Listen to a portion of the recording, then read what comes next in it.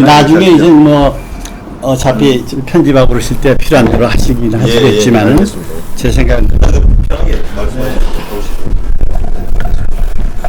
그리고 거기 논지를 보내주시면서 한 얘기들 중에 그 구술자에 대한 얘기를 많이 물어보실 것 같은데 저는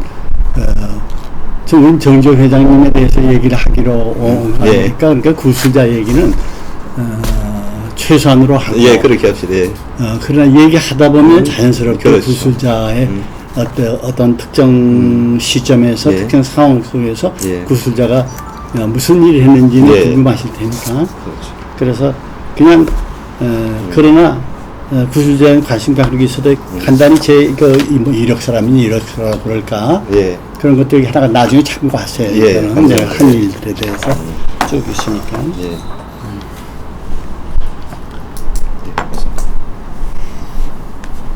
저희들은 여기 이제 구술 이 사업을 하면서 우리 그 창업자도 그 중심은 이제 창업자였지만은 이제 그때 그 시절을 같이 나누고 공감했던 분들의 어떤 그런 삶도 굉장히 나름대로 소중하다 생각했거든요. 네.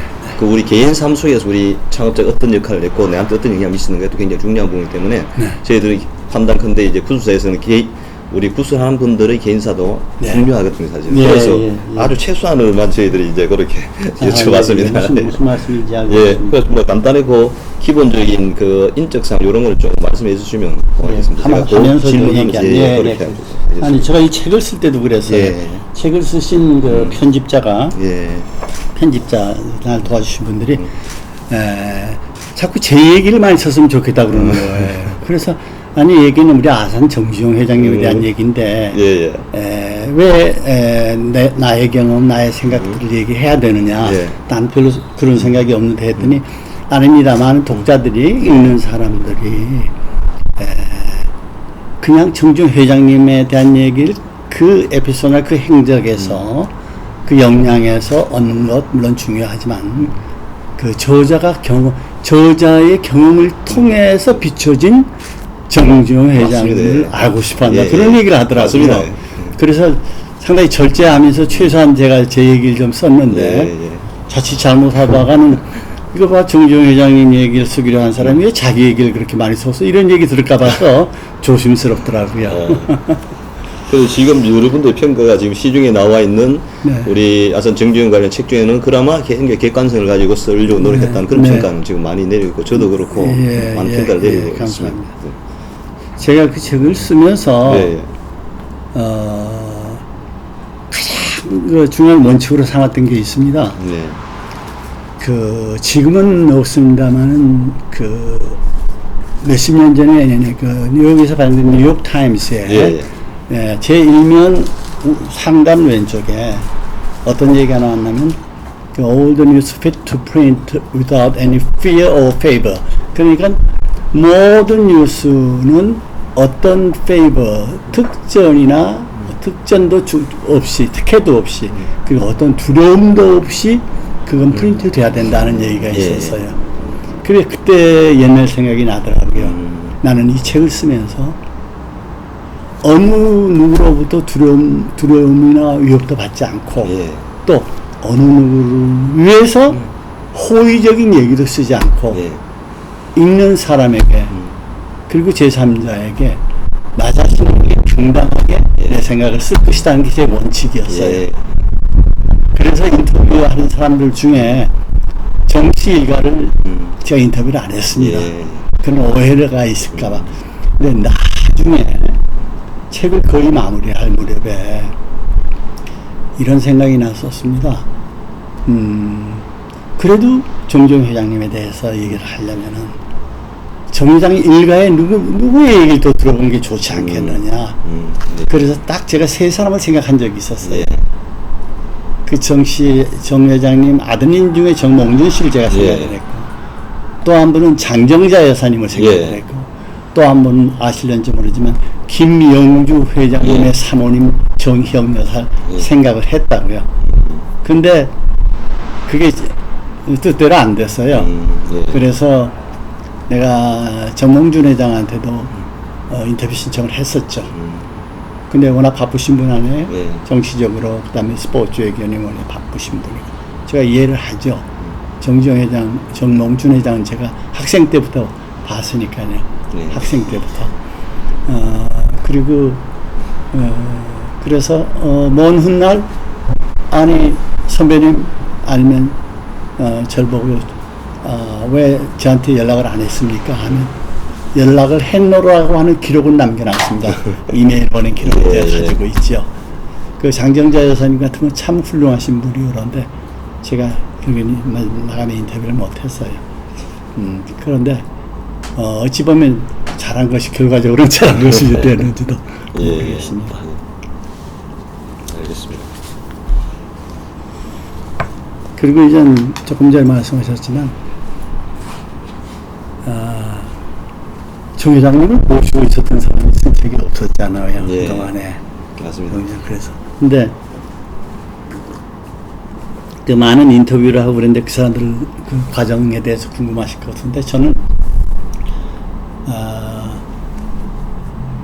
언젠가는 꼭 정 회장님을 모시고 있던 사람이 그래도 가까이 경험을 통해서 얘기하는 게 좋겠다는 생각을 했고 저 혼자 쓰지 않고 많은 사람을 인터뷰했던 이유는 책에도 기술했습니다만은 우리가 큰 산 속에 있으면 산을 못 보잖아요. 큰 나무 아래 있으면 나무도 못 보죠. 저는 그 산 속에 그 나무 아래 18년 동안 회장님 가까이서 모시고 있었는데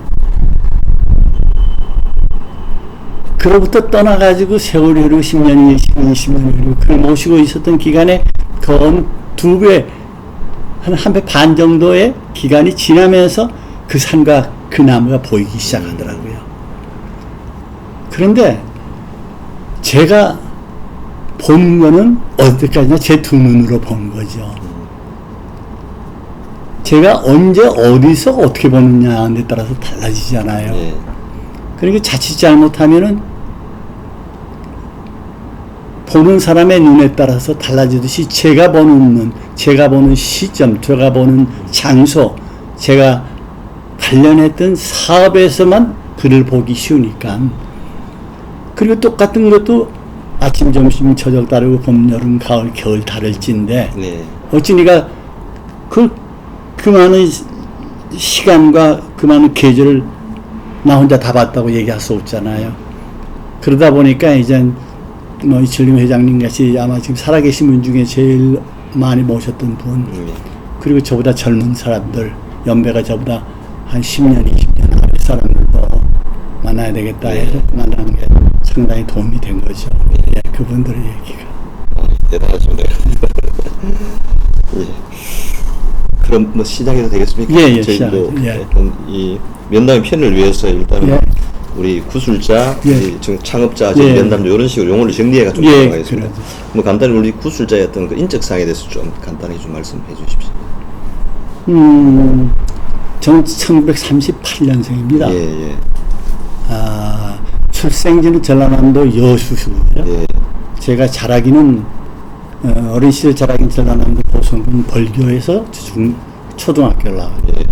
그 다음 순천에서 고등학교 1학년 1학기까지 다니다가 서울에서 고등학교 1학년 2학기 때 다녔습니다. 예. 제가 우리 정지영 회장님이 참 내가 존경한 그 여러 가지 점 중에 하나가 연고주의의 배제예요. 그분이. 네. 연고라고 하면 우리 쉽게 해서 학연이라든지 지연이라든지 혈연을 얘기할 텐데 네. 혈연에 대한 얘기는 좀 제쳐놓더라도 학연 지연에 대한 것을 그냥 아주 배제하고 그런 거에 대한 차별을 없애야 된다고 강조하셨던 분인데 그래서 저도 할 수만 있으면 제 경력에 어느 대학 어느 학교를 나왔다는 얘기를 하기 싫어하는 사람입니다. 책에도 사실 그 얘기를 안 하려고 그러는데 그래도 책에는 뭐 서울대학교 나온 얘기도 하고 그랬더라고요. 그래 서울대학교 무슨 대학 나왔다는 얘기는 안 하고 아주 난 좀 마음에 들었어요. 여기 앞에 간단히 얘기한 게 아주 마음에 들었는데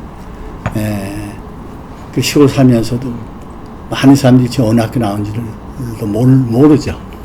그래 이건 여담입니다만 나중에 이제 저기 알아서 하시겠지만 제가 시골 살면서 뭐 정치 얘기하는 사람, 무슨 얘기하는 사람들이 있으면 입 꼭 다물고 있다가 어쩌다 말까 하냐면 참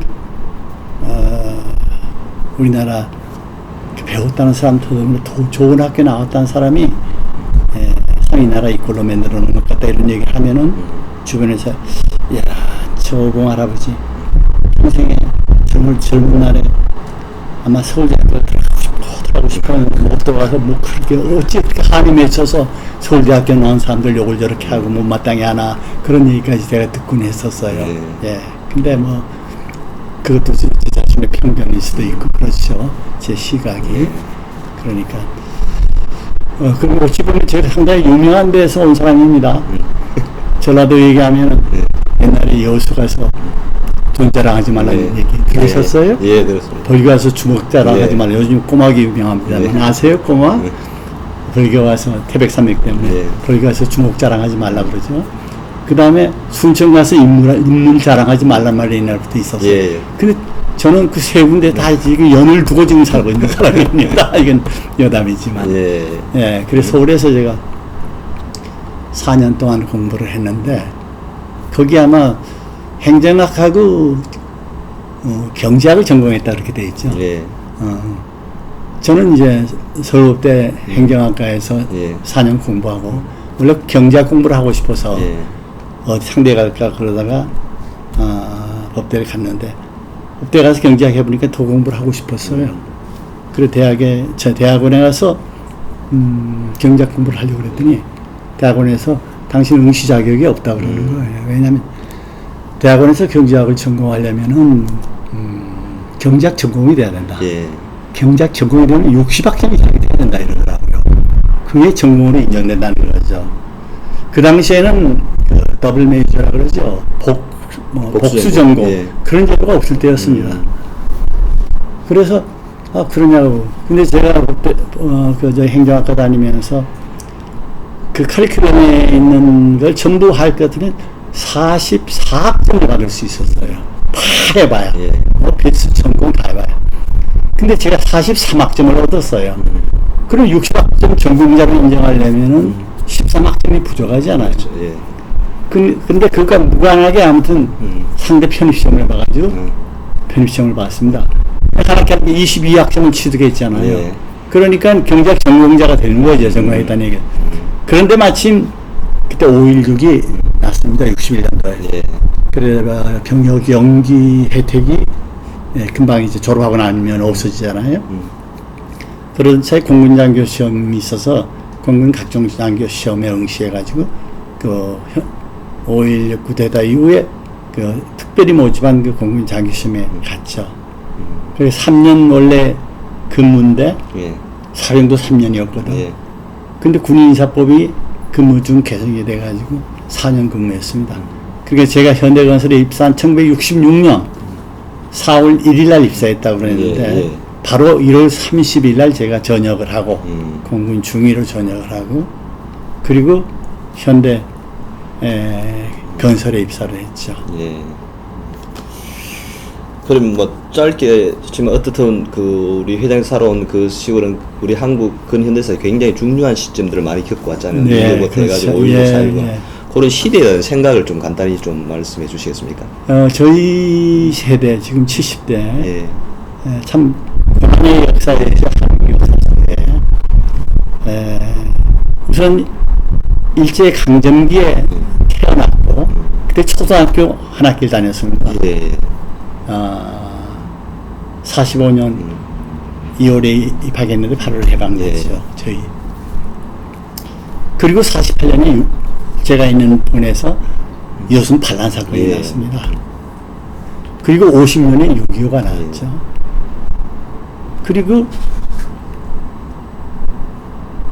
좀 이따가 6.29라든지 또 5.16 61년도 쿠데타가 났죠. 6.29 있었죠. 그런 여러 가지 그런 역사적 중요한 역사적인 그런 전환점들이 있었잖아요. 그래서 참 여러 가지 경험들을 많이 한 거죠. 어찌 보면 그런 고난의 역사 속에서 시인을 이루고 단련이 있기 때문에 정주영 회장님을 모시고 월남에 처음에 갔을 때 제가 67년도에 월남을 갔는데 그때 вет공이 출몰을 하는 고무나무밭 같은 데서 텐트를 쳐놓고 공사 시공 준비를 했다고요. 예. 지금 젊은 사람 같으면 그때 그런 데서 정말 생각을 못했을 거예요. 마치 그 당시에 갔던 사람 그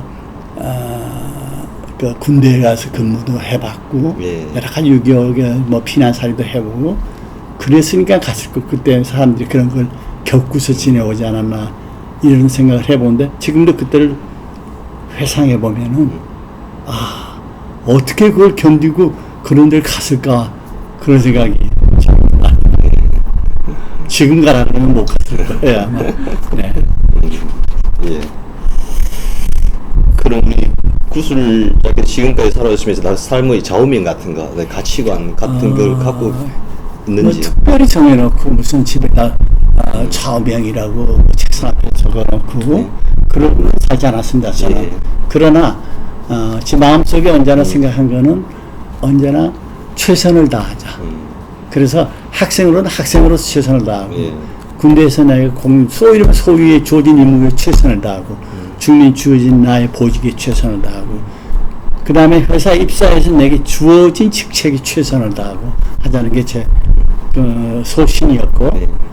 굳이 뭐 좌우명이라고 할 것도 없고 그리고 그 후에 이제 살면서 회사를 그만두고 제가 제 자신을 조금 성찰할 수 있는 기회를 갖고 현대 그만두고 현대에 83년 그만둘 때까지는 제 자신을 성찰할 시간이 없었다는 말은 거짓말일 게고 그러지를 못했어요. 회사를 그만두고 제 시간을 가지면서 어찌 보면 이 세상 속에 한국이란 사회의 어떤 중심부에 내가 머물다가 나를 주변으로 던져서 살면서 조금 자신을 보기 시작한 예. 거죠. 그러면서부터는 그저 주는 삶을 살자. 주는 삶을 살자. 예. 누구한테인가. 주는 삶. 그게 시간이든지 내 어깨가 필요한 사람한테 어깨를 주든지 예. 내가 도움이 필요한 사람한테 주는 삶을 살고 그러니까 그건 이제 giving. 뭐 줄 수 있는 자원이 많잖아요. 우리한테. 그 다음 두 번째는 감사하자. Thanksgiving. 주는 거죠. 예.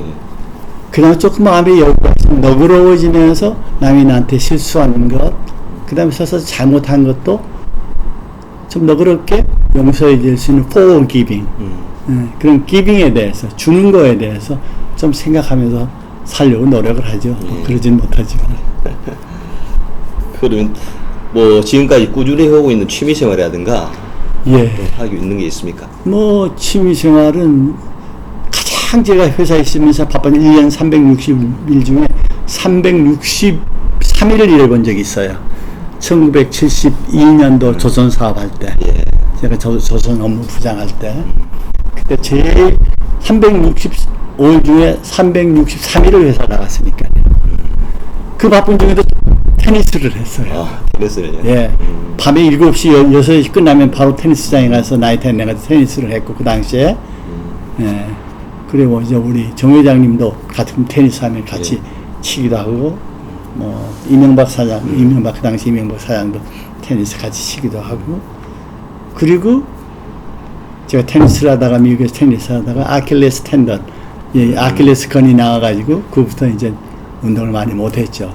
조금, 세월이 지나고 난 다음에 스쿼시를 좀 하고, 근데 지금 좋아하는 운동은 그 정도, 그리고 요즘은 뭐 걷기 정도고, 그 다음에 취미라 그럴까, 그런 거는 제가 여행이라고 말할 수 있을까요? 어디 훌쩍 떠나는 걸 좋아합니다. 훌쩍. 예. 어떤 때는 목적지를 생각하고 어떤 테마를 생각한 테마 여행이 있을 때도 있지만은, 요 근래에는, 그냥 발 가는 대로 새벽에 순천역에 나가서 제일 빨리 내가 도착한 시간은 빨리 부산에 가는 열차냐, 목포 가는 열차냐, 전주 가는 열차냐 해서 그냥 그거 타고 가는 거죠. 네. 그래서 기차를 타면은 왜 좋아하냐면 움직임과 멈춤이 함께 있어요. 그저께 진주 갔다 와서 그런 생각을 했습니다. 차창을 통해서 막 움직이는 강물도 보이고 들녘도 보이고 지리산철학도 보이고 흰구름도 보이는데 부단 차창을 흘러가는 모습은 달라지잖아요. 차는 움직이죠. 하지만 나는 그 자리에 가만히 멈춰 있잖아요. 그 멈춤과 움직임이 같이 있구나. 그래서 그런 생각이 한 일주일 전에 제가 그 진주에 다녀왔었어요. 가다 다녀오면서 기차 속에서 그런 생각을 막 그래서 그런 그냥 훌쩍 배낭 하나 메고 작은 가방에 책 한 권 넣고 그냥 훌쩍 그것이 부산이 됐든 마산이 됐든 목포가 됐든 전주가 됐든 그럼 떠나는 거. 어떤 때는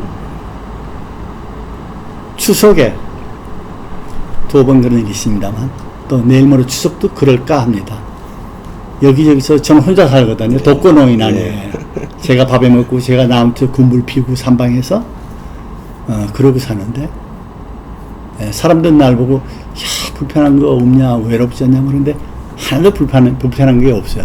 19년쯤 살고 있으니까 아주 익숙해졌죠. 아주 익숙해졌어요. 근데 전 그래 많은 사람들이 동네에서 이제 살펴주고 그러긴 그러지만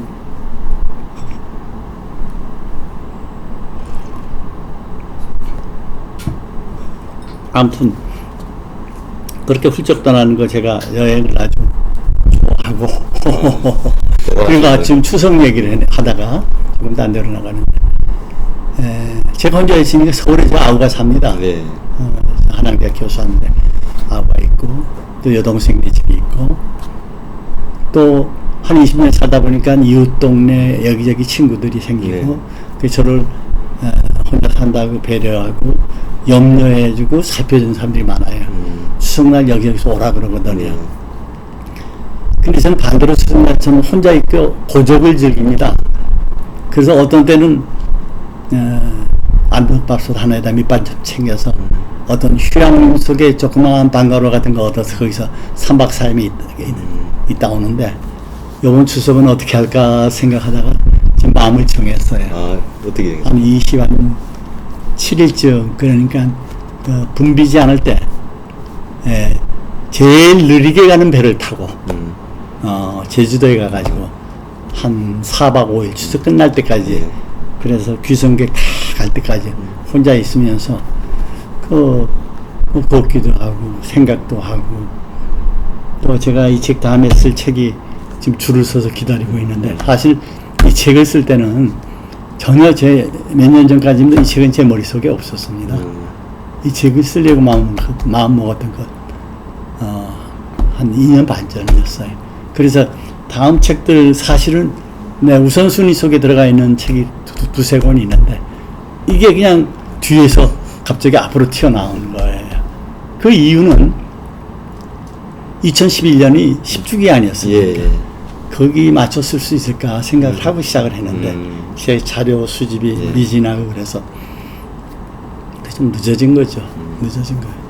그러니까 이제 이 책은 이제 종착역에 와서 종착역이 시발이 아닙니까?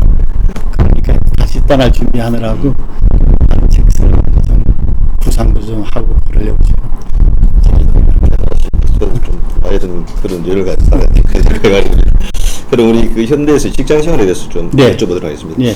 아까 말씀드린 1966년 현대건설에 공채로 입사하셨다고 했는데 입사했습니다. 그 대학을 졸업한 이후 처음으로 직장을 구합니다. 그렇습니다. 처음 직장입니다. 그럼 현대에 입사하게 된 뭐 이유나 계기 같은 게 있습니까? 예. 그 당시에 1966년 제가 4월 1일 날 입학했거든요. 그리고 1월 30일에 전역을 했다고 그랬죠. 근데 1월 2월 그 무렵에 현대 공채 시험이 있었습니다. 근데 시험 중에, 그 시험 공고 중에 해외 공사를 위한, 해외 프로젝트를 위한 그 직원이 필요하다는 얘기가 나왔어요. 그 당시만 해도 해외 진출은 정말 개인적으로는 생각이 어려울 때입니다. 예. 그때만 해도 외환사정 나쁘지 경제사정 아주 나쁜데니까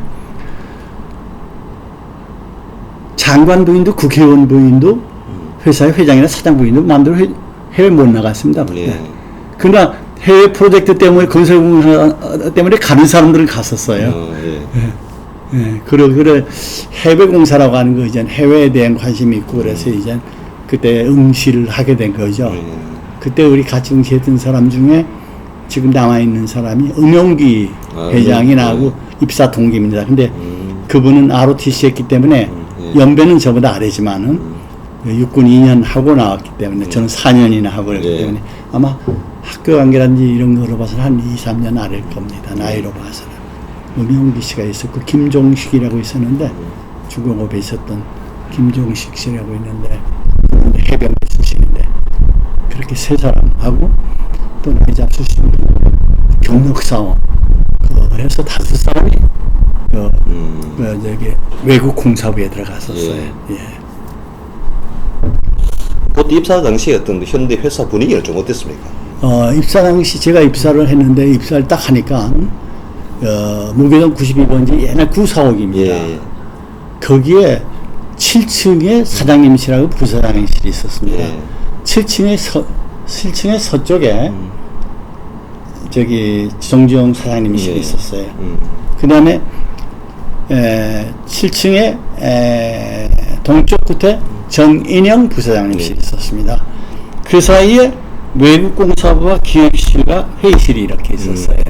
그러니까 회장님실, 아니 사장님실, 조그만 소회의실, 뭐 그 당시에 건물 자체도 작았으니까 회의실, 그 다음에 기획부, 외국공사부, 그 다음에 정인영 부사장실이 있었습니다. 근데 딱 입사를 하니까 그때 65년에 그 태국 바타니 나라티와 고속도로 공사를 수주해서 이미 일부가 동원이 돼가지고 대한항공 전세기편으로 현장에 가 있어서 공사를 시작할 무렵이었습니다. 그러니까 그럴 때였기 때문에 아주 붐볐죠. 그리고 다른 한편 월남 지역에 월남 지역에 진출 준비를 하고 있고 그럴 때였습니다. 그러니까 외국공사부에 입사한 사람은 이제 그거 준비하고 지원해주고 그다음 월남 프로젝트에 그때 이제 OICC 민간주택공사를 미 해군에 했는데 그 공사를 준비하고 있었죠. 그 공사를 준비하고 또 다른 뭐 투덕의 항타공사를 준비하고 있었기 때문에 그걸 준비하고 거기 장차 투입이 될는지도 모르기 때문에 그 공사에 관한 공부를 하고 그럴 때였어요. 예. 그리고 우리는 이제 전혀 건설회사에 처음 갔으니까 거기에 적응하려면은 건설 공사에 대한 뭐 장비라든지 스펙, 사양에 대해서 알아야 되잖아요. 이제 그런 것들을 공부하고 그러고 있을 때였죠. 66년 그 4월 달부터 몇 달 동안 그래서 쭉 한 1년 동안 그렇게 했죠. 그리고 월남공사 같은 데 막 지원해주고 그러면 은영기 회장이 쓴 책에도 그런 얘기가 나왔습니다만 고액공사부에서 그 우리 명예회장님 사모님 변준석 사모님께서 그리고 김영주 회장님 사모님 김정용희 사모님께서 그 당시에 고춧가루라든지 된장이라든지 고추장이라는 걸 준비해가지고 회사로 가져왔다. 근데 그걸 이제 항공화물로 그때는 보냈어요. 막 월남에도 보내고 막 그랬죠. 그런 거 발송하고 뭐 외국에서 온 텔렉스들을 이제 그 당시 텔렉스였어요. 지금 뭐 컴퓨터가 없고 그래서 이메일도 없고 그럴 테니까 텔렉스 보내고 받고 그런 연락들하고 그런 일 뭐 신입사원이 그런 일 한 거죠. 신입사원이지만 그래도 그 공군 장교 생활 4년 했다고 뭐 그래도 그 당시 신입사원 월급이 10,000원이었습니다. 10,000원 월급 10,000원이었어요 그 당시에. 근데 저는 공군 장교 4년 했다고 그랬는지 2,000원을 더 붙어서 12,000원을 주시더라고요. 지금 생각해 보면은 그렇게. 그럼 입사했을 때 어떤 뭐 그 꿈이나 포부 같은 건 있었습니까? 그때는요, 네. 정말 한국 경제가 어려웠던 시절 아닙니까? 예. 아주 후진국이었죠. 예. 그리고 고용 기회가 아주 제한되어 있었습니다. 고용 기회가. 대기업이라고는 그때 럭키, 구인의 회식, 예. 그러니까 럭키, 이병철씨 삼성물산, 그 다음에 뭐 대우는 그 당시에 별로 없었던 것 같아요. 럭키가 금성이죠. 럭키. 예. 그 정도 회사였지요.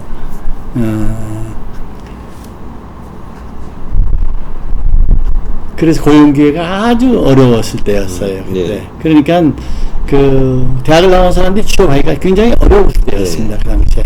근데 마침 해외공사에 관심이 있고 그래서 그러던 차에 이제 현대에서 해외공사 관련자를 모집한다 그랬더니 사람들이 많이 몰려왔었어요. 그 영어를 해외공사라고 그러니까 외국어에 그 당시에 이제 회장님께서 65년도에 그 제가 입사하기 1년 전에 65년을 해외 진출의 원년으로 선포를 하셨거든요. 그러니까 외국에는 통한 사람들을 모집해야 되겠다. 그래서 한국 외대 출신도 있고 서울대, 상대, 서울대법대 이런 이제 그런 사람들이 이제 많이 응시를 했었죠. 그 당시만 해도 그 뭐 취업이 아주 어려웠을 때였으니까 아주 응모를 했었죠.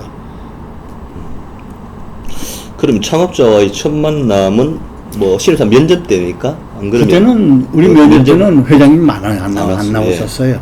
그 당시에 해외공사 업무 해외 외국 공사 부장 안지항 씨가 이제 그 나와서 면접을 하시고 그랬었어요. 예.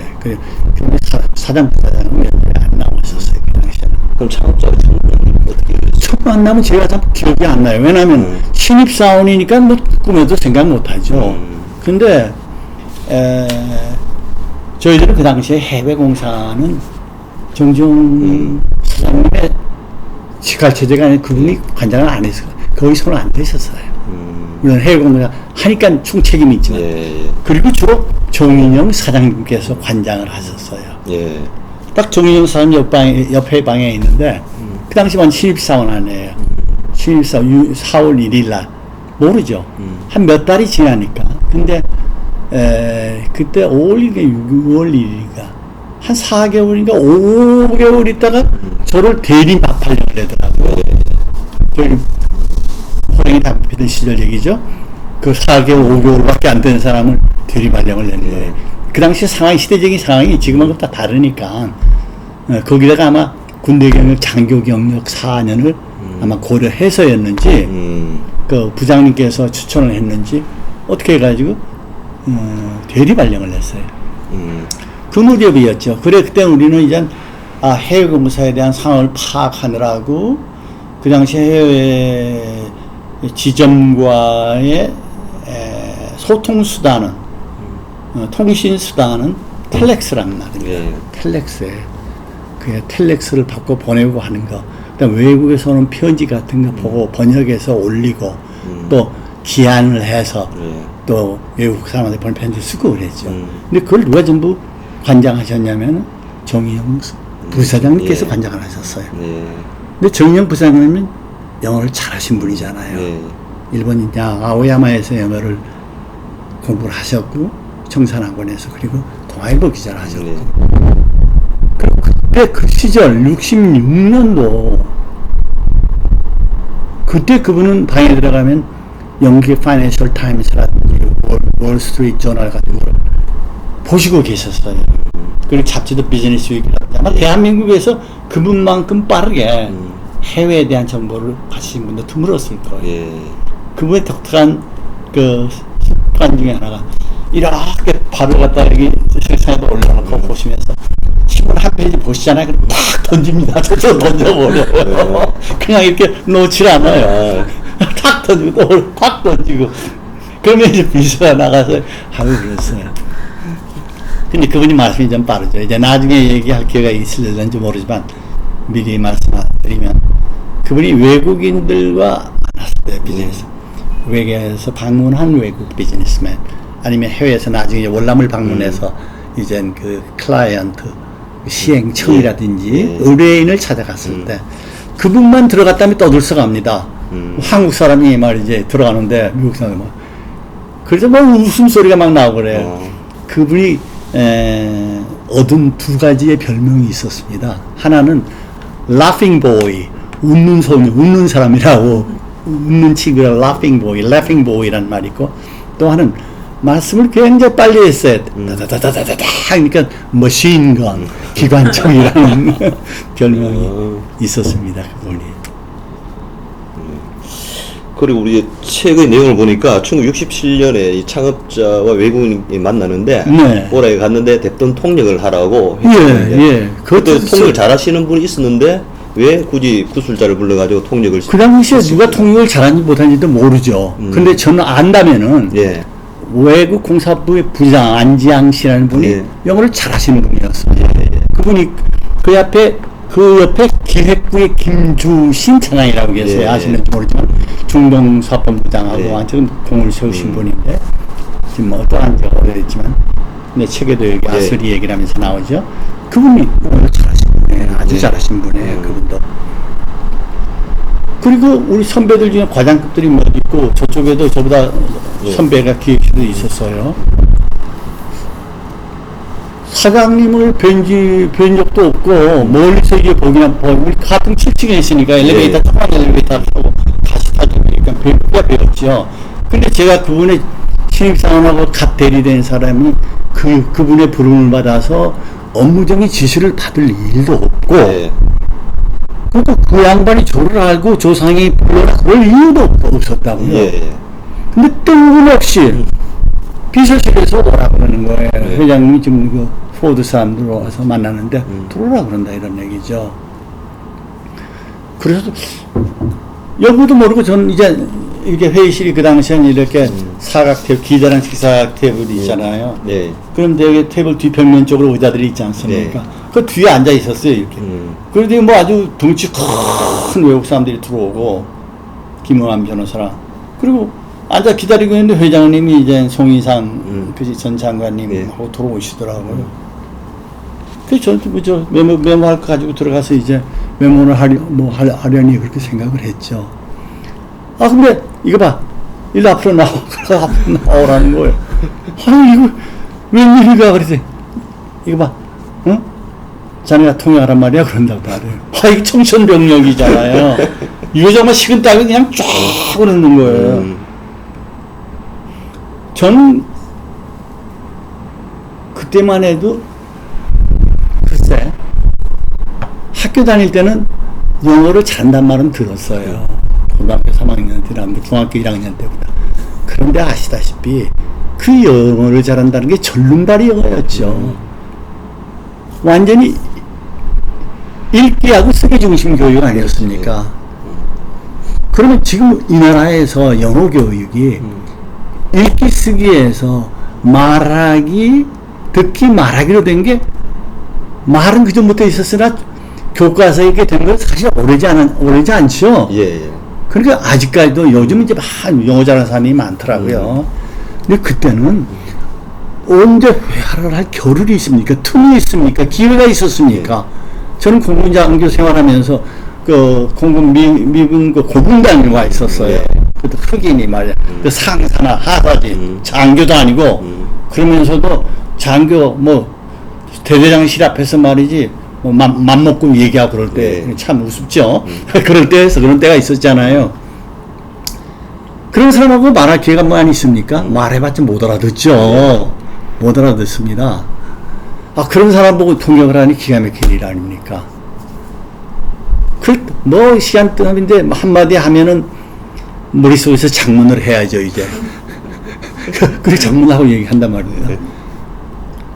근데 문제는 말할 것은 장문할 수가 있는데 듣는 말은 못 알아듣는데 어찌 장문을 합니까? 그거를 우리말 장문을 해야 되는데 그래 더듬더듬 할 수밖에 없었잖아요. 그러니까 송이상 회장님, 송이상 그 장관님은 그 옛날 부문부 장관도 하시고 여긴 많이 접촉하신 분이기 때문에 아주 영어를 잘하신 분이었거든요. 그분이 조금 내가 할게. 그래도 뭐 구세주만 하는 거죠. 전담 통역이라는 게 없었죠 그때. 근데 왜 불렀는지 지금도 수수께끼죠. 근데 이런 생각은 해봅니다. 정인영 사장님께서 저한테 편지 기한을 하라고 몇 번 했지. 아, 예. 이제 처음 들어왔으니까 그리고 얼마 안 되니까 일종의 테스트였는지도 몰라요. 한번 써보라. 그런데 제가 기한한 게 별 고침받지 않고 몇 번을 그냥 통화했어요. 그분한테서. 혹시 그분이 사장님하고 부장사 얘기했다. 요번 몇 사람 들어온 중에 사람들이 다 영어를 잘하더라고. 뭐 이런 얘기, 뭐 음영이도 영어 잘하고 다 영어 잘하는 사람이 몇 사람 있었으니까 영어 잘하더라 이런 얘기를 했었는지 모른다 이런 생각이 나죠. 그러나 설사 했었더라도 조상이라는 이름을 기억할 리가 없을 텐데 아직도 남아있는 수수께끼예요. 그리고 그 정말 그 이후로 이제 뭐 영어 회화라는 게 말로 하는 영어 귀로 듣는 게 하루아침에 될 일이 아니지 않습니까? 이제 경험하면서 조금씩 이제 개선이 됐던 거죠.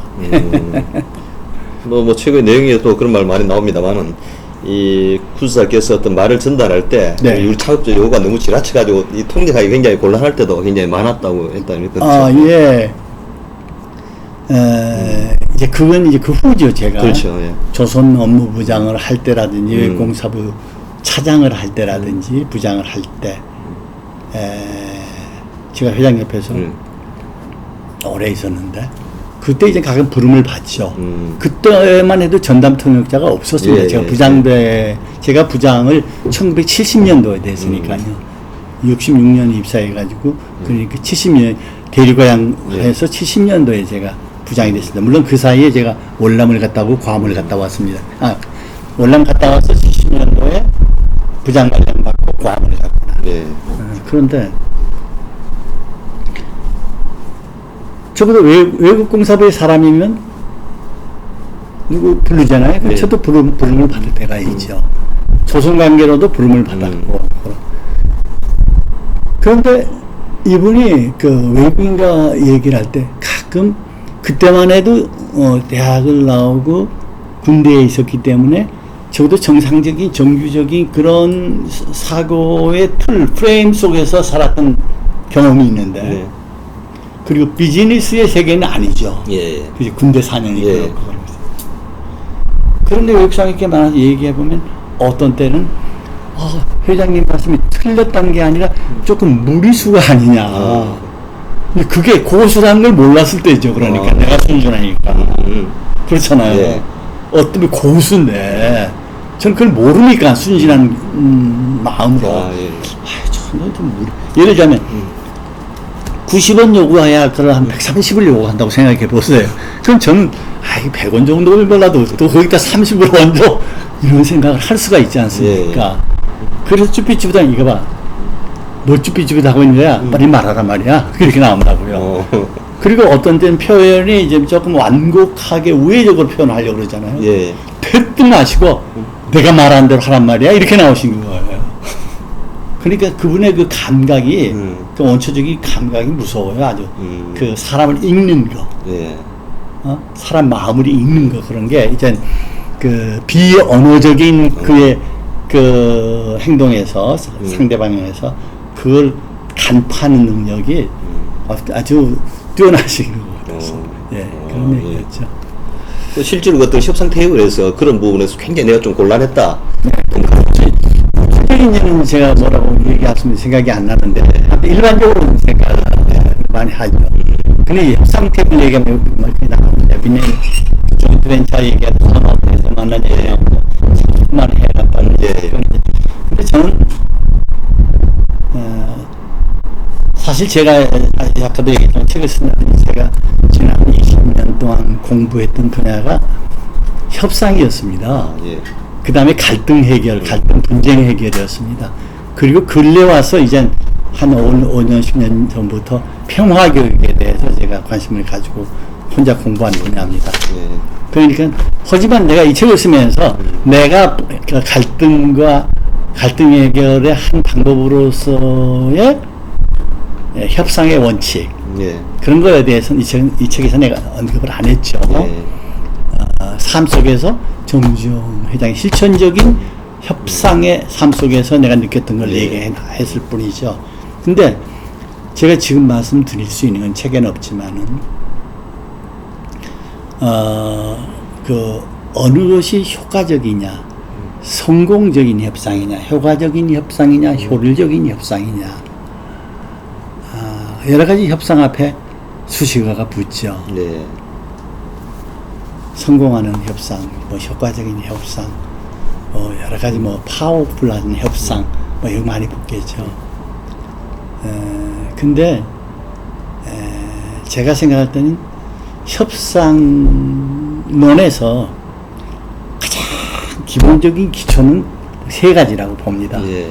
제 얘기가 아니라 많은 사람들이 그 얘기를 하죠. 지금 뭐 협상의 뭐 대부라고 할 수 있는 하버드 대학의 그 라저 피셔 교수도 상을 얘기하지만 이 세 가지에 대해서 남들이 금방 파가지 못하지만 그걸 깔고 있고, 그 다음에 근래 이제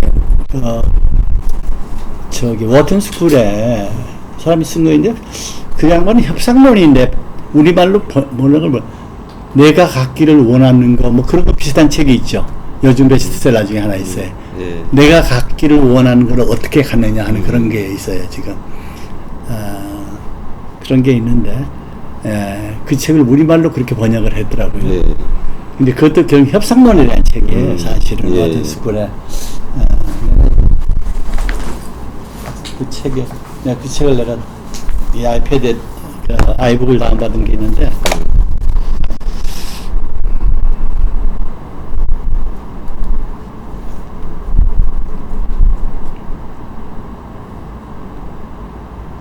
킨들에서 받았던 거.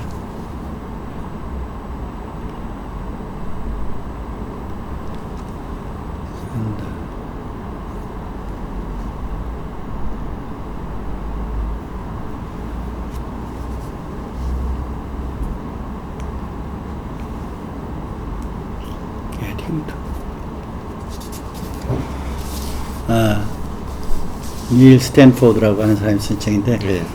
Getting what you want in. 협상에서 네가 원하는 것을 얻기, 이런 제목인데 원래는 원제는 예. 그 제목은 내가 원하는 것을 어떻게 가질까든가 뭐 아무튼 그 기본 네. 쓰기 있어요. 요즘 네. 그 비즈니스의 네. 베스트셀러 중에 하나더라고. 하나 중에 있는데 이게 번역이 돼서 나왔더라고요. 난 네. 이거 저기 원서를 제가 여기 아이북으로 받았는데 여기에도 이제 그런 얘기가 나오는데 협상의 기본적인 베이직한 거는 아주 기초적인 거는 뭐냐면 소통입니다. 예.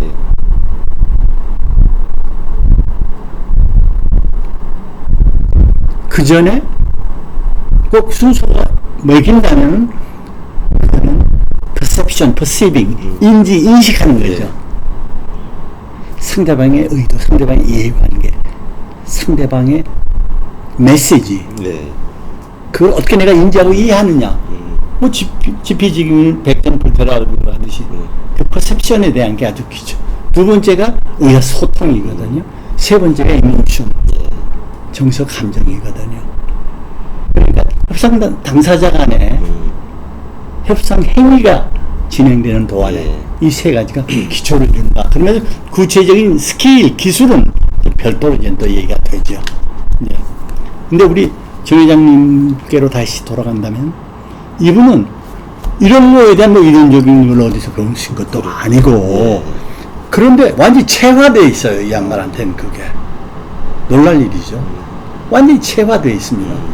그래서 상대방의 마음을 읽으실 줄 안다는 얘기죠. 그 얘기는 다시 말하면 그 인식 능력이 있다는 거예요. 인식 능력이 있다는 거죠. 그 다음에 상대방의 마음을 훔쳐요. 그럼 마음을 훔친 건 소통으로 돌 거 아닙니까? 그냥 주는 게 아니거든요. 이 양반 줄만 하구나 그러니까 준다 이런 얘기죠. 그 마음을 어떻게 훔치냐? 그 양반의 친화력 아니에요. 친화력은 어디서부터 오겠어요? 친밀감에서 오잖아요. 친밀감의 근저는 뭐예요? 그의 소박함과 소탈함과 진박함이라는 얘기죠. 그게 소통 능력의 근본이라고 생각이 되는 거죠. 그 다음 세 번째, 그러면서도 이분은 정서적, 감정적 교감을 잘해요. 그러니까 결국에 그 얘기는 뭐냐면 협상과 갈등 해결의 기초를 그분은 이미 DNA로 가지고 있는 건지 유전자로 가지고 있는 건지 후천적으로 아무튼 체화된 건데 그 세 가지 다 갖추고 계시더라 이런 얘기죠.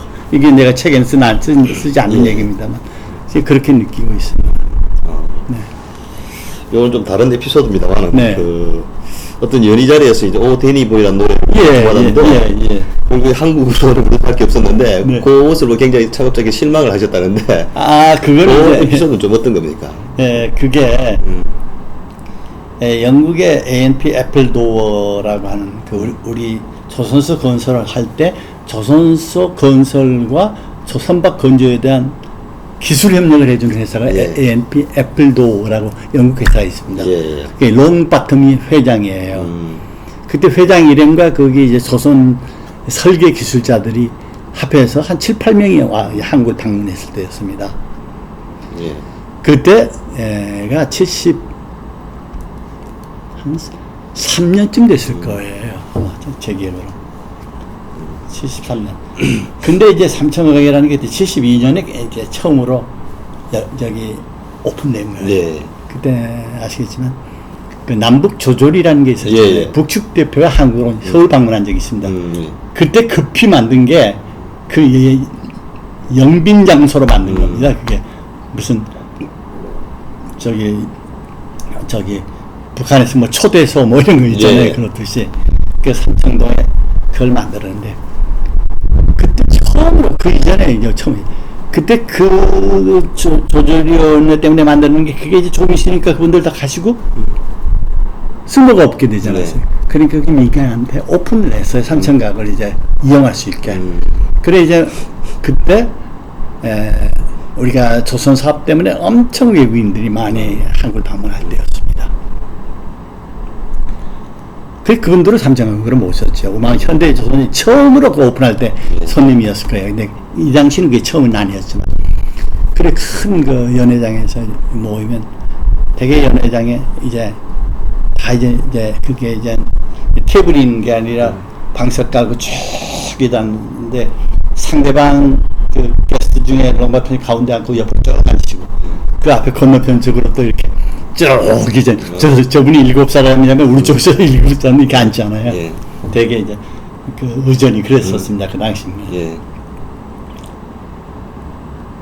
되게 이제 그런 데서의 그 접대 절차가 이제 역삼에 오는 경우에 처음에 이제 우리 고유한 국악을 연주하죠. 가야금 병창이라든지 한국어라든지 그런 걸 하다가 그 다음에 이제 조금 흥이 돋으면은 술 먹고 얘기하고 이런 얘기 저런 얘기하다 그 다음에 이제 양악 이제 밴드가 들어오죠. 밴드가 4인조 밴드가 들어오죠. 그리고 하면 이제 그 전속 가수가 노래를 하고 그 조금 있으면 이제 조금 흥이 더 돋아지면은 그때는 얘는 그 연주에 맞춰서 춤을 추라 그럽니다. 그때 자리마다 그 도우미들이 다 있었으니까 춤을 춥니다. 그리고 이제 노래를 또 하죠. 돌아가면서 노래를 해요. 회장님 노래 좋아하시니까 회장님도 노래하고 상대방도 노래 시키고 그러는데 회장님이 갑자기 이거 봐 조부장 제가 부장 때입니다. 조부장 이거 봐 가서 노래 하나 말이야. 그런데 차차 순서가 핥혀인데 딱 정해가지고 날 보고 너 나가서 노래하라 이런 말씀이죠. 그럼 저는 이제 뭐 제가 아는 노래 무슨 뭐 울려면 네가 왔던가도 부를 수도 있고 뭐 아무거나 부를 수 있는데 이 양반이 지정곡을 주시는 거예요. 지정곡을 그러면서 이거 봐 있잖아 데니보이라는 거 있잖아. 데니보이 이 양반은 어떻게 데니보이를 하지. 데니보이를 저는 짐작을 했죠. 그때 손님들이 전부 영국분들이에요. 그러니까 이 양반 머릿속에는 데니보이라는 게 아목동드라라고 하는 게 그게 영국 노래로 하셨던 거죠. 그냥 문화적인 센스가 있으신 거예요. 네. 문화적인 센스가 있으신 게. 우리도 당신네 나라 노래 안다 하는 걸 보여주고 싶으신 거지. 네. 딱 제가 걸려든 거예요. 이제 나가 불러라. 알겠습니다. 나가 부르겠습니다. 불렀죠, 제가. 근데 이제 제가 아는 것은 암흑동들의 피리 소리들은 산골장마다 울려 나오고 하는 우리말로 이걸 불렀어요. 쭉 부르니까 춤을 추고 가시다가 이거 맞춰보자. 영어로 부르란 말이야? 영어로. 그리고 쭉 가다가 그 다음에 이제 이제 노래가 끝나니까 간주가 나오잖아요. 네. 그럼 2절도 없어요. 저희 배울 때 학교에서 배울 때 1절밖에 없었잖아요. 한 골짜기마다 흘려 나오고 여름 가고 뭐 보춤 피니 어쩌고 저쩌고 이런 거 나오는 거죠. 간주가 딱 끝나고 2절을 부를 차례인데 나는 이제 1절밖에 없는 거니까 또 1절을 반복해서 불렀죠. 그랬더니 글쎄 싶었게 되면서 영어로 부르는데 우리말로 부르는 거예요. 영어로 부르는데 그래도 알아야죠. 저희들이 그 중학교 때 그 음악 시간에 그 암흑동들을 빌렸는데 그때까지만 해도 오데니 보이란 그 가사로 영어가 노래가 없었습니다. 그때 우리 중학교 다닐 때 뭐 1950년대니까 앉자마자 초보장 말이야 영어로 부르는데 영어로 안 부르는 말이야. 말도 안 듣는 말이야. 영어로 부르는데 그런데 제가 뭐라고 변명합니까? 제가 회장님 저 영어로 모르는데 왜 몰라? 왜? 그럼 몰라. 영어 좀 한다는 사람이 그런 것도 몰라? 이러는 거지. 근데 그분 머릿속에서는 이렇게 생각하셨던 것 같아요. 영어로, 아니, 우리말로 말하면 영어로 통역을 할 줄 아는 사람이라면 노래도 우리말로 아니면 왜 영어로 못 부르냐 이렇게 생각하셨던 것 같다. 그 리릭스라고 하는 게 워드가 따로 있다고 하는 사실을 그 양반은 물론 아실런지도 모르지만 이거 봐 영어 좀 안다 그러면 대학교까지 나온 사람이 그러니까 대학을 갖다 대학교라 그래. 대학교 대학교까지 나온 사람이 그거 하나 영어로 못 고쳐 부르냐 이랬던 것 같다는 생각이 나요. 그 일이 있고 난 다음에 같이 갔던 우리 부장이사들이 말이지 기회 말이지 그때 선생님을 자주 드나들었거든요. 외국 손님이 막 계속 오니까 일본 손님, 영국 손님 뭐 그런 농담으로 이거 봐 조부장 영어로 부르란 말이야. 영어로 한동안 날 놀려먹고 그랬어요. 뭐 그렇다고 회장님이 그 다음에 영어로 부르는데 안 불렀다고 해서 뭐 그대로 끝나는 거예요.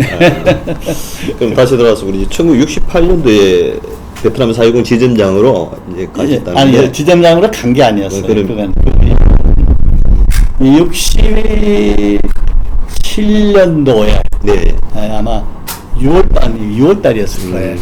제가 월남에 캄난베이 캄난베이에 망호이 하우싱 프로젝트가 있었어요. 주택 프로젝트. 그거는 미국의 해군 건설청에서 발주한 공사인데 거기에 입주할 사람은 월남 사람들이에요. 근데 완전히 안전지대에서 벗어난 지역이에요. 거기는 언제 대통령이 출범을 하는지도 모르는 지역이죠. 누가 거기 가서 공사하려고 했겠어요? 그런데 우리는 거기 가서 공사를 하겠다고 해서 낙찰이 돼서 입찰을 낙찰이 돼가지고 거기 이제 처음 동원돼서 간 거예요. 67년에.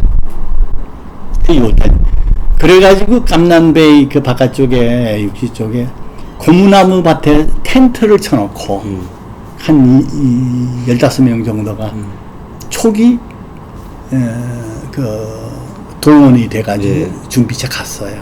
그 현장은 저기서 한 20, 30 떨어져 있는데 그래가지고 거기서 제가 한 4, 5개월 있었어요. 그때 제가 과장대였습니다. 66년에 입사했는데 67년인데 과장이 됐었어요. 그때 6월 달에. 왜 그렇게 빨리 진급을 시켰는지 모르겠어요, 지금. 그때 막 한참 할 때니까. 공사가 일어나고 또 아까도 말씀드렸듯이 제가 공군자교 4년이라는 그 경력을 인정받았던 것도 같고. 왜냐하면 그 아까 엄영 회장 같으신 분들은 아주 유능한 분이에요. 아주 좋으신 분인데 내가 존경하는 사람인데 그분은 그때 ROTC 했으니까 2년 했거든요. 나는 4년 했고 나이로 보나 경력으로 보나 그래서 아마 좀 빨리 진급을 시켰던 것 같아요. 또 일이 자꾸 새로운 일이 생기니까 어떤 인센티브를 해외에 내보내면서 그랬던 것 같고 그러다가 거의 4, 5개월 있는데 아마 68년도 아마 정초인가? 60개월 말에 사장님이 올라오셨어요. 사장님께서. 그러니까 정주영 사장님이죠. 예. 그때까지만 해도 정인영 부사장님이었으니까. 그래가지고 현장 소장과 더불어 여기 사장님 오셨으니까 예. 지점 건물에, 사이공 지점 건물에서 회의를 했어요. 그때 지점장에 김기영 차장이라고 하신 분이 한 분 계셨어요. 그리고 이제 준설공사 현장, 예. 그 다음에 투우독이라고 해서 항타공사 하는 현장, 수현장이 두세 개 있었는데 그 현장 소장들 그렇게 모여서 회의를 하게 됐어요. 예. 여기 밑에 기술자들이랑. 회장님께서 이거 봐, 조 과장, 다시 말이야 한국에 가서 일하는지 다시 돌아가야 되는지도 모르니까 이 회의 내용 잘 파악하기 위해서 잘 기록도 하고 그러라고. 그래서 이거 언제 6개월도 안 된 사람 또 한국으로 부르나 그러고 이제 열심히 이제 메모를 하고 있었죠. 회의가 끝났는데 사이공 지점 건물 2층이 있었습니다. 사장님께서 이거 봐, 조 과장 날 따라 올라와. 그러면 저를 부르시는 거예요. 그래 2층으로 올라갔습니다. 단둘이. 예. 딱 올라가시자마자 조 과장, 당신 사이공 지점장 해 그러는 거예요. 과장 된지 몸에 두지도 않았죠. 몇 달도 안 되는데. 제가 깜짝 놀라서 사장님, 저 할 수 없습니다. 경험도 없고 현장 경험도 없고 해외 업무 경험도 불과 지금 5, 6개월인데 제가 어찌 이 지점장의 직분을 맡는단 말입니까? 전 못합니다 그랬다고요. 그랬더니 이거 봐, 하면 된단 말이야. 할 수 있어. 왜 안 된다고만 생각해. 할 수 있단 말이야. 그리고 두 번 하고 내려가시는 거예요. 아무리 생각해도 이건 그게 아니라는 생각이 났어요, 저는. 군대 장교생활 4년이라고 그러지만, 물론 이젠 휘하에 사병들이 있고, 또 저보다 기수가 낮은 장교들도 있었다고 하나? 그건 어디까지나 군대 경력이고, 예. 회사 경력으로 말한다면, 이제 만 1년 반 정도밖에 안 된 사람인데 1년 반밖에 안 된 사람. 그런데 과장을 보고 지점장 하라 그런단 말이에요. 그러면서 딱 돌아가신 차장 명령을 내면서 지점장 명령을 내버렸어요. 차장 명령을 내면서. 황당한 일 아닙니까? 제 입장에서는. 안 하겠다고 그랬는데 명령이 딱 내려온 거예요. 그래서 지점장직을 맡게 된 거죠, 거기서. 그래서 그때 이제 사이공 떼더라고, 사이공 구정공세라고 있었지 않습니까? 예, 예. 그걸 그때 거기서 맡게 됐었죠. 예. 또 보니까 이게 그 당시 메콩강 준수공사의 공사비 분쟁도 있었는데, 예. 그거는 뭐 어떻게 된 일입니까? 그 당시에 미군들이 깜난만 준설공사라고 그 준설공사를 했습니다. 메콩강이 아주 그 아래쪽으로 내려오면서 하부 쪽으로 내려오면 굉장히 넓어진 강이죠. 예. 그 캄보디아 쪽에서 내려오는 강이거든요. 미군 준설선이 자마이카 혼가가 거기 배트기 공격을 받아서 폭파가 된 적이 있고 그래요. 예. 그런 전쟁 지역이었어요. 근데 우리가 그 지역에 시설을 투입하라고 하는 OICC 미국 해군 시설청에 그 요구를 받았어요. 그러니까 위험하긴 하지만 굉장히 대가가 보상 굉장히 큰 그런 공사죠. 그때 한국 사람이니까 할 수 있었을 겁니다. 누가 거기 가겠습니까? 그때 현대 준설선이 두 척이 월남에 투입되어 있었는데 한 척은 붕따오라고 하는 데가 한 척이 있었는데 현대 1호, 예. 현대 2호가 조금 큰 준설선이었는데 메콩 미토라고 지역은 미토인데 미토에서 그 메콩강 그 준설을 맡고 있었죠. 그게 굉장히 좋은 단가였고 아주 달러를 많이 퍼내는 그런 공사였는데 마지막에 이제 공사 끝날 무렵인데 이 사람들이 매월 준설하면 준설량에 따라서 기성고라 그럽니다. 프로그레스 페이먼트. 예. 기성고. 이제 월까지 예. 한 그거를 돈을 줘야 되잖아요. 예. 건설 사업장에서는 기성고라 그러죠. 기성고 신청이 자꾸 미루어요. 미루는 게 여러 달을 미루다 보니까 한 250만 불이 밀렸습니다. 그 당시에 250만 불 정도의 돈이라면 지금 2억 5천만 불보다도 더 컸으면 거지. 그 당시에 가치로서 말이에요. 예. 지금 가치로 환산한다면 예. 그렇게 큰 돈이었습니다. 그럼 우리는 달라는데 안 준 이유가 무엇이었냐면은 준설약을 그 강하산을 이렇게 파내는 거 아닙니까? 네. 파내는데 준설량을 측량을 한다 이 말씀입니다. 근데 우리들의 측량 방법이 믿지 못할 측량 방법이다. 좀 아주 원시적인 측량 방법을 썼다. 그럼 믿을 수가 없다는 겁니다. 예. 구체적으로 얘기하면 측량을 하려고 하면은 수심을 재야 되잖아요. 예. 근데 우리는 어떻게 됐냐면 노끈에다가 납덩어리를 야. 달아가지고 내린다 이 말입니다. 예. 그러면 이제 촉감으로 이게 하산 강 바닥에 닿았다 하면 그걸 이제 올려가지고 몇 미터면 그렇게 쟀다 이거죠. 예. 근데 이 사람들은 베더메타라고 하는 음파 탐지기로 예. 쟀다 이거죠. 그러니 차이가 난다 이 말이죠. 그게 다 줄 수 없다는 얘기입니다. 이 사람들 이론은 당신네들이 이렇게 납덩어리를 달아가지고 레드라인 납덩어리에다 줄을 이렇게 내리면은 그 속에 있는데 맥공강의 그 빠른 유속이